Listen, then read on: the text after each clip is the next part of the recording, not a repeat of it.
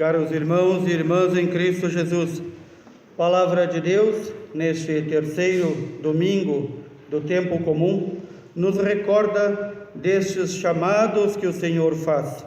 Primeiramente, nos recordou esta chamada de Jonas, o profeta, para ir até Nínive e anunciar que o castigo do Senhor viria sobre a cidade se não houvesse conversão. Nós sabemos que o profeta Jonas não quis fazer o seu trabalho. Quando enfim decide e vai fazer o seu trabalho, ele vê a imensidão do trabalho, da seara que tem pela frente, essa cidade tão grande que precisaria pelo menos 3 dias para ser atravessada, e se põe a pensar: será que eles vão se converter? Será que vai mudar alguma coisa dizer que Deus pede a conversão? No entanto, Deus conseguiu tocar o coração do povo de Nínive, e Nínive não foi destruída. Nós sabemos como termina esta história. O profeta Jonas, ao invés de alegrar-se, põe-se a recriminar a Deus. Talvez esperasse que realmente aquele povo mau fosse destruído. E Deus mostra a Jonas que ele ama a todas as suas criaturas e as poupa quando elas voltam para si. Os ninivitas, diz a palavra de Deus, acreditaram em Deus, aceitaram fazer jejum, vestiram sacos, ou seja, vestiram roupas simples, roupas de penitência, e colocaram-se do maior ao menor a prestar o louvor devido a Deus e pedir perdão de seus pecados. Como se afastaram de seu mau caminho, Deus compadeceu-se e suspendeu o mal que tinha ameaçado fazer-lhes. Assim também, na nossa vida, no dia a dia, quantas vezes conhecemos pessoas, e até mesmo pessoas de nossas relações, para as quais pregamos, falamos, damos o exemplo e elas não mudam, elas não se convertem. E quando nós as vemos que elas se convertem, nós não acreditamos. Aqui está a misericórdia e o amor do Senhor, que toca todo aquele e toda aquela que quer mudar, que quer realmente voltar ao Senhor. Da nossa parte, temos que nada mais, nada menos que pregar, que anunciar, e que depois glorificar a Deus pelo retorno de nosso irmão e nossa irmã. Assim também, São Paulo nos ensinou, neste pequeno trecho que ouvimos da carta aos Coríntios: o tempo está abreviado. Esta é a pregação apostólica desde a ascensão do Senhor. O tempo está abreviado. Ninguém pense que vai durar para sempre. Ninguém pense que gozando das coisas deste mundo está seguro. É triste que até mesmo hoje ouvimos de sacerdotes pregando o contrário, dizendo: curta a vida, aproveite que a vida é curta. A vida é curta, sim, depende de quanto tempo cada um de nós vamos viver, mas é importante termos dentro de nós inculcado, marcado esta ideia: o tempo está abreviado.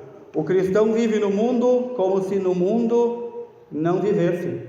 Significa, ao mesmo tempo em que nós temos a obrigação de colaborar para que este mundo se torne também aqui lugar para que Deus possa viver, que mais irmãos e irmãs e mais homens e mulheres possam encontrar o Senhor aqui neste mundo já.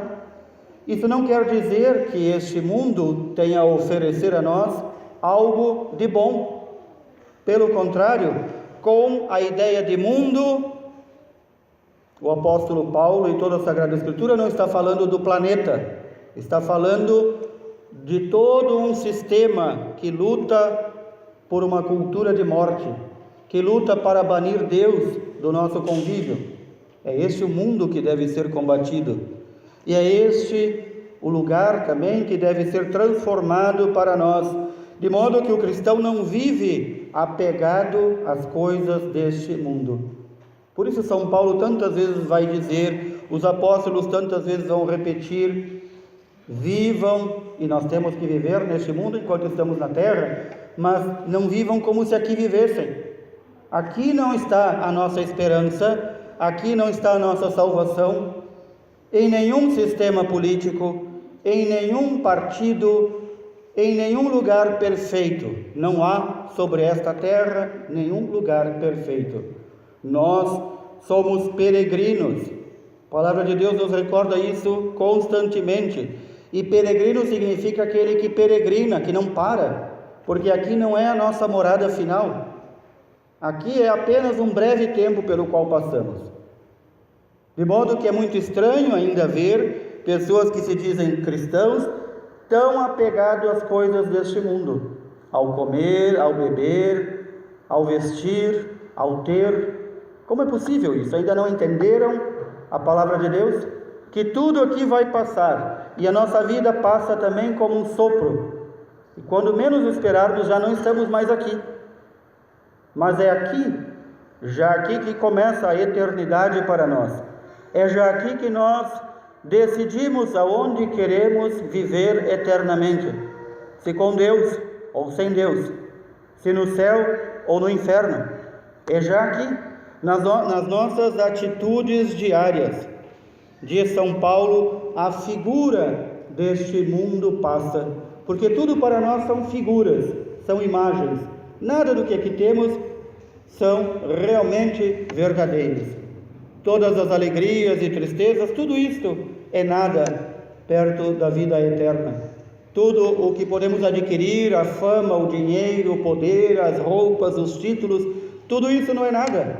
No momento em que partimos desta vida, isto que não é nada pode ser decisivo para que vivamos com Deus ou sem Deus eternamente. Por isso também o Senhor, ao convidar, ao chamar os primeiros discípulos, Ele vai passando onde eles estavam, ou seja, lá onde viviam e trabalhavam. Lá o Senhor passa. Também em nossa vida o Senhor passa aonde nós estamos, diariamente. Ele passa onde nós estamos, e lá Ele nos encontra, e lá Ele nos diz novamente: convertei-vos, crede no Evangelho, o reino de Deus já está próximo, o reino de Deus já está entre vós. Para ter acesso a esse reino é necessário converter-se e crer no Evangelho, não há outro modo. Por isso, quando Jesus convida Simão, que chamará de Pedro, e André, seu irmão, os encontra lançando a rede ao mar, porque eram pescadores, diz a palavra de Deus. E o convite é: segui-me, deixem tudo, e eu vos farei pescadores de homens. Notem, o Senhor não muda tanto assim a profissão deles. Eram pescadores de peixes, tornaram-se pescadores de homens, pescadores de almas. O Senhor nos encontra onde estamos, e lá onde estamos dá um novo significado à nossa vida, se nós deixamos tudo e seguimos o Senhor. Também Tiago e João, filhos de Zebedeu, estavam na barca com o pai e os empregados, e eles deixam tudo, empregados, pai, barca, para seguir o Senhor. Diz: partiram, deixando tudo para seguir a Jesus. De modo que Jesus não nos propõe um seguimento ao nosso modo.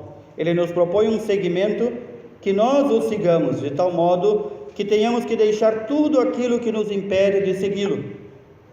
São Jerônimo, grande pai da igreja, o tradutor da Sagrada Escritura, comenta assim esta passagem: a rede, o barco, os empregados, o pai, também simbolizam a vida que eles tinham.